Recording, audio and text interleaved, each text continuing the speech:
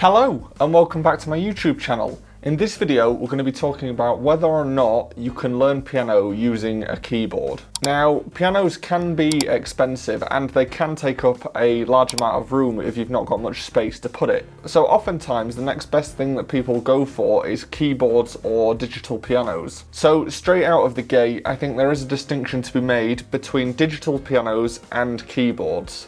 So a digital piano has 88 keys, it's usually weighted keys, and it's for the purpose of playing piano, whereas a keyboard is technically a separate instrument. So from my understanding, a keyboard is essentially like a synthesizer. It has its own way of playing, and that is that you usually play chords in the left hand, you play a melody in the right hand, and all of the settings on the keyboard, such as a backing beat and different sounds, are part of playing the keyboard as an instrument. So keyboards tend to have a different amount of keys. You regularly find keyboards with 61 keys or 72 keys, and you can also find digital pianos with this amount of keys as well. So the answer to the question, can you learn piano on a keyboard? My answer, based on the traditional definition of what a keyboard is not really. If you are playing on something that has 61 keys that are plastic keys and they're not weighted, then you will have a good idea of the geography of the keys, where all the keys are, because they are the same.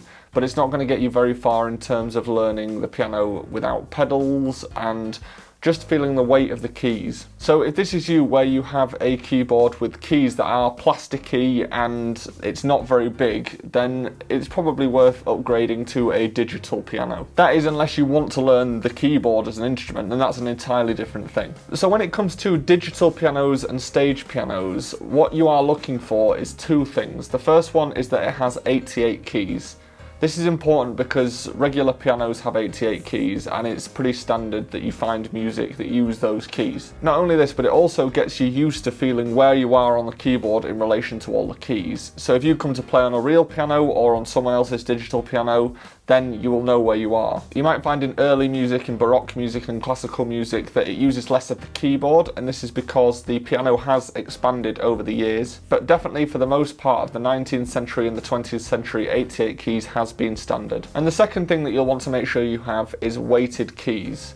Now the reason for this is because when you play on a real piano, there is a little bit of resistance just due to the mechanisms in the piano. So if you are playing on a digital piano that doesn't have weighted keys, you'll find that when you come to play on a real piano or on someone else's digital piano, it's much harder to play because your hands won't be used to the resistance. The resistance is also actually useful for making things musical because it takes a little bit more pressure to get a sound out, which means you can be much quieter. It's harder to do that on something that doesn't have weighted keys, and therefore you will be a less sensitive player. So when it comes to digital and stage pianos, if you have a piano that is 88 keys and has weighted keys, this will be okay for you. It will get you very far and you'll be absolutely fine. However, there is one exception to that, and that is if you are wanting to become an elite or top pianist and go and study it further at university or anything like that. By the time you get to playing virtuosic pieces, it's very difficult to replicate the feeling of a real piano. For most pieces of music you should be absolutely fine, but when it comes to really specific techniques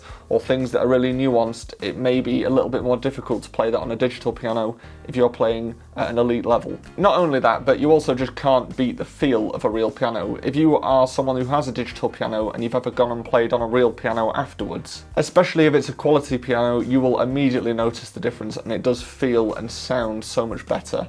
So I would always recommend this if you can, or if you're going to take it seriously, then a real piano is always best. But digital pianos are very good, and they actually have got a lot better over the years. Digital pianos now are nowhere near where they were 20 years ago. The benefit to digital and stage pianos is that they are very cost effective, and I would always recommend these to new students or to people who are just passive players or casual players. They do an excellent job and they don't hold you back at all with your playing ability. You can learn everything and translate it to a real piano or any other digital piano. If you have any experience with digital pianos versus real pianos, then let me know in the comments. If you want to book a lesson with me, then you can do that using the link in the description. And before you go on to this video, hit me with a like and subscribe, and I will see you next time.